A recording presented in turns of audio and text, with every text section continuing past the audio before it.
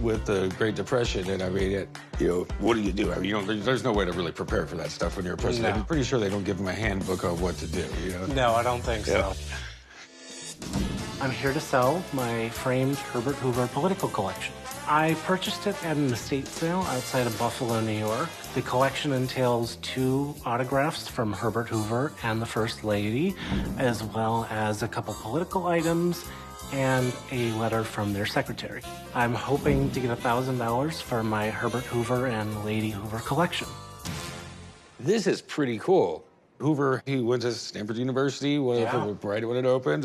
He came from nothing. I mean, he was one of the main guys in the FDA for a long time. It was really important that he made sure people, ate decent food. You weren't getting snake oil anymore, and it was as a cure-all medicine. It's stuff that he did in his career. He became president at a really just not great time for anybody to be president. Lived a long life after being president, though. I mean, he didn't die till the 60s.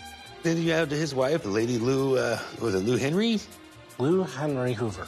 She was pretty big in her own right. She was around during the whole women's lib kind of first movement there back in the 20s. And then I believe she was the first lady to do a speech over the radio. She was also the first lady to speak Mandarin. Well, ain't that something? I never heard of that in my life. Yeah. Okay. Any particular reason you wanted to buy something from Hoover? It was kind of interesting to me because you had the political and their actual autographs with the letter. Mrs. Bothwell here, she wrote a letter to Hoover about 9 years after he didn't win re-election, something like that, and she wanted autographs. I don't believe that he would have written this. Oh, it was the secretary that wrote it. It was the secretary, yeah. And then they sent 2 autographs for why they didn't sign the paper. I don't know, kind of fishy to me. What are you looking to do with it? You looking to sell it? Yeah, I'm looking to sell it. I'm trying to get about $1,000 for it. Okay. I mean, I got a feeling that there's a chance these could be secretary signatures. I don't really know for sure. Do you mind if I get my signature guy down here and have him take a look at it? No, by all means. I'll go give him a call and see when I can get him down here, okay? No problem.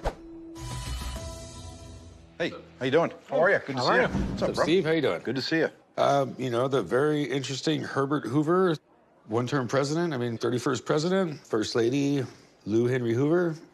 What can you tell me about it? He kind of came into office kind of at a bad time. I mean, the Great Depression, things kind of went south when he was in office. He spent literally his entire career afterwards trying to, kind of resurrect his name. He wrote a bunch of books, and, Hoover tried running for president a few times. He really wanted to get back in office, but instead he ended up serving in different administrations, kind of just in a unofficial capacity, helping out with various projects. So, he tried to make his name a little better. So, obviously I got a letter from a secretary. Okay. I got to ask, are they secretary signatures or are they legit? Sure. Well, let's take a look. Just spin it around for me. Sure. Let's see what we got here in terms of the just ink. See if I can get anything under the glass here, Corey. And usually the first thing I want to do is just make sure everything's live and I can see it there. And same thing here. We're looking at a steel tip fountain pen that would have written both of those, so that checks out good. The next thing I do want to do is look at the exemplars that I have on file. Herbert Hoover literally had this beautiful flowing signature. Every letter you could read in his name, he connected. So we take a look here, Herbert Hoover. Take a look here, Herbert Hoover connected. Pretty much the same consistency you're seeing here. Every letter you could see, and his wife, kind of, a little different, a little more jagged, but nice angle to the right. Once again, you could see both of that in both of those names and signatures. So, I have no doubt about that.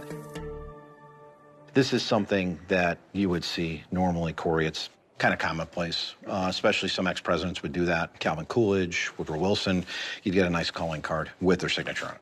Okay, so how collectible are they, and what are they worth? Ex-presidents are always kind of collectible. He died in the 60s, still very collectible. Value-wise, though, he doesn't bring a ton of value. And his wife really doesn't carry this piece here. Obviously, this broadside, if it's authentic, something like that could be semi-collectible, but really, when looking at the autographs, you're looking at $400. Okay, well, Steve, thanks for coming down, man. Good to see you, brother. You too. Appreciate it. Yep, good luck. You heard my guy. I'm going to have to sell this stuff and make money. What's the least you'll take? 500. I mean, it's nicely framed and everything, ready to put on the wall. You do 4? About 475. 450. 475. I just don't want to go any lower than that. It's kind of hard to go higher than what my guy said I could sell them for, but I could probably do something a little bit extra with the broadside there. I'll tell you what, I'll do the 475. All right, you got yourself a deal. I appreciate it, man. Go ahead and leave this here and come with me. No problem.